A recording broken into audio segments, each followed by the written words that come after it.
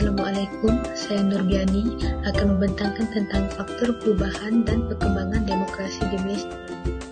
Sesebuah negara yang digelar sebagai demokrasi hendaklah mempunyai beberapa ciri, salah satunya ialah wujud kebebasan untuk bersuara. Terdapat 5 faktor perubahan dan perkembangan demokrasi di Malaysia. Salah satunya ialah demokrasi yang telah diperkenalkan oleh Inggeris. Hal ini kerana demokrasi tersebut telah dipinjam dan diubah suai untuk memenuhi latar belakang masyarakat Malaysia.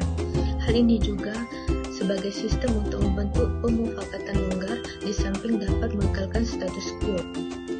Yang kedua ialah pertelagaan kaum pada tahun 1969.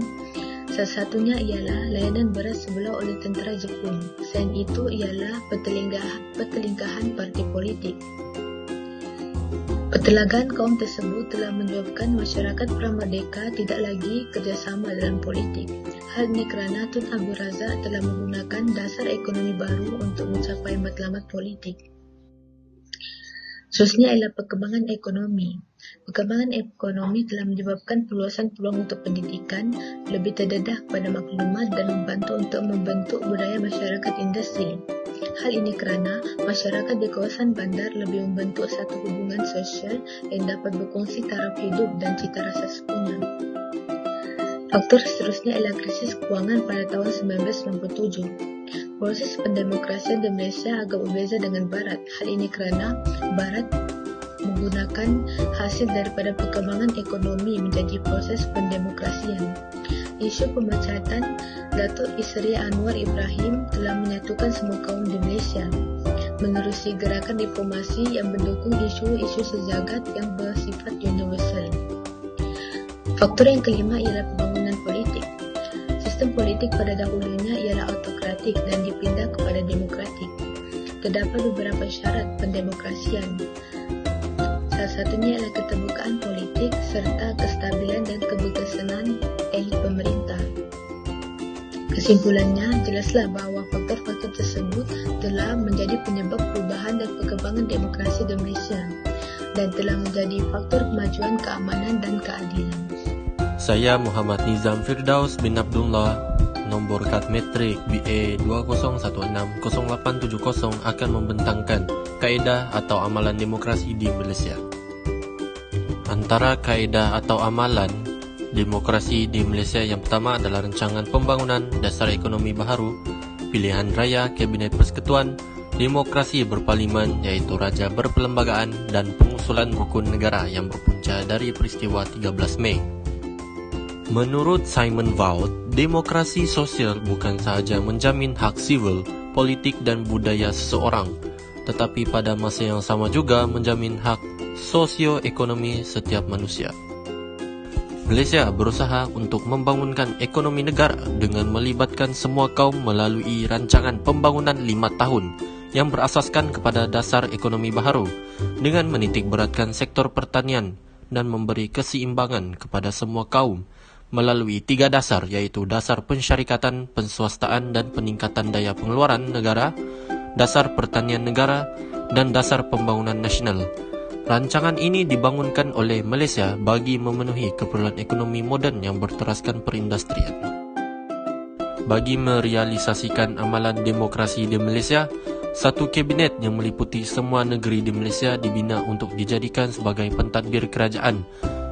Justru itu, melalui kaedah pilihan raya pada tahun 1952, Parti Perikatan iaitu gabungan UMNO dan MCA pada pilihan raya Majlis Perbandaran Kuala Lumpur telah menang dan seterusnya pada 27 Julai 1955, kemenangan juga berpihak kepada Parti Perikatan dengan penambahan gabungan MIC.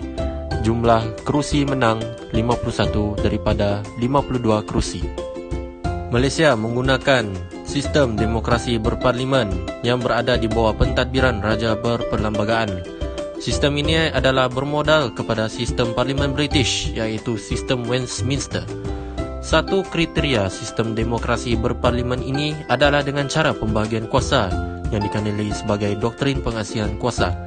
Pembahagian kepada 3 struktur utama dalam pemerintahan yang meliputi eksekutif, pentadbiran, legislatif, perundangan dan juga kehakiman. Peristiwa 13 Mei 1969 merupakan satu peristiwa ketegangan antara kaum Melayu dan Cina disebabkan kekalahan Parti Perikatan pada pilihan raya ketiga, yang menyaksikan penyokong Parti Gerakan Rakyat yang menang melancarkan perarakan kemenangan di samping menghina dan mengutuk orang Melayu. Perarakan ini dibalas oleh penyokong Parti UMNO pada 13 Mei dan meledaknya rusuhan di antara kedua belah pihak. Kejadian ini mengakibatkan pengisytiharan darurat dilakukan dan fungsi parlimen digantung. Pengusulan rukun negara dibuat oleh Majlis Gerakan Negara untuk dijadikan sebagai ideologi kebangsaan supaya konflik perkauman tidak berlaku seperti pada peristiwa 13 Mei 1969 serta mewujudkan perpaduan kaum. Sekarang saya ingin menghuraikan beberapa cabaran yang dihadapi dalam perkembangan demokrasi di Malaysia. Pertama sekali, demokrasi di Malaysia mempunyai fasa permulaan yang pramatang. Demokrasi Malaysia pada ketika itu hanya meminjam dan mengubah suai demokrasi yang diperkenalkan oleh British. Cabaran yang kedua dikaitkan dengan masyarakat yang majmur dan bersegmen. Setiap kaum mempunyai pandangan yang berlainan dan bercenderung untuk mempertahankan nilai kaum masing-masing. Perkara ini membelahankan proses membuat keputusan politik bagi menjaga kepentingan setiap kaum. Cabaran yang seterusnya ialah keadaan UMNO yang menjadi parti yang dominan dalam kukusan Barisan Nasional.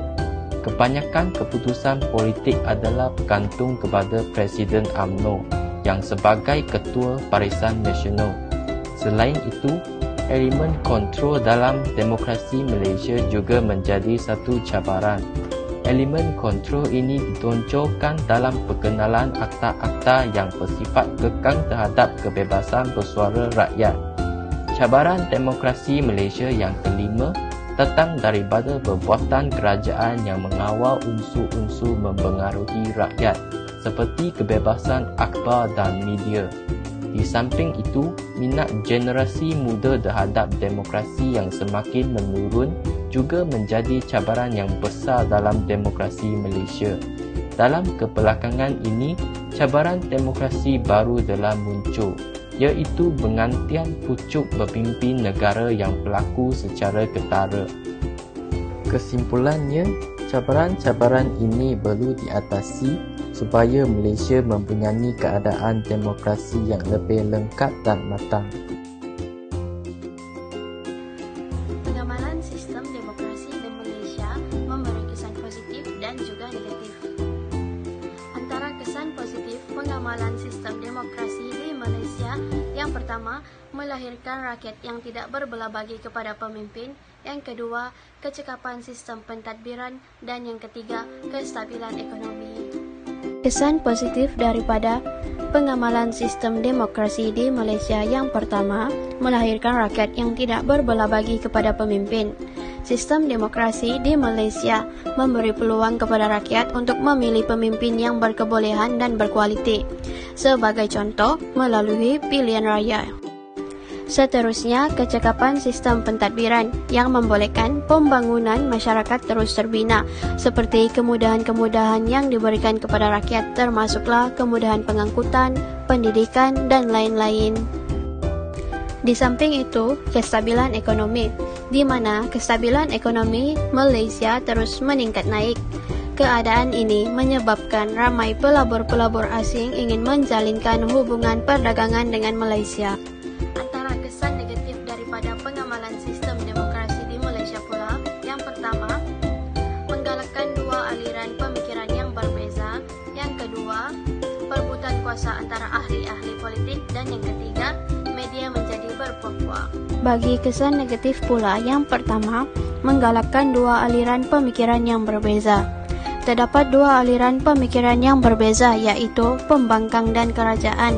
Dalam pada itu, rakyat bebas memilih sama ada ingin menyebelahi kerajaan atau sebaliknya. Namun, perkara ini membolehkan rakyat berpecah belah kerana tidak sependapat antara satu sama lain. Seterusnya, perebutan kuasa antara ahli-ahli politik. Perebutan kuasa antara ahli-ahli politik dalam bidang kuasa tertentu menyebabkan mereka lari daripada tanggungjawab asal kerana inginkan kuasa yang lebih besar. Dalam pada itu, Keadaan ini boleh membawa kepada ketidakstabilan politik, di mana turut memberi kesan kepada rakyat. Kesan negatif yang ketiga ialah media menjadi berpuak-puak. Dalam pada itu, pihak media turut terlibat secara tidak langsung dalam politik semasa, di mana pihak media turut mempunyai aliran yang berbeza, yaitu pembangkang dan juga kerajaan. Sebagai contoh, ada pihak media yang menyokong kerajaan dan ada pula yang tidak.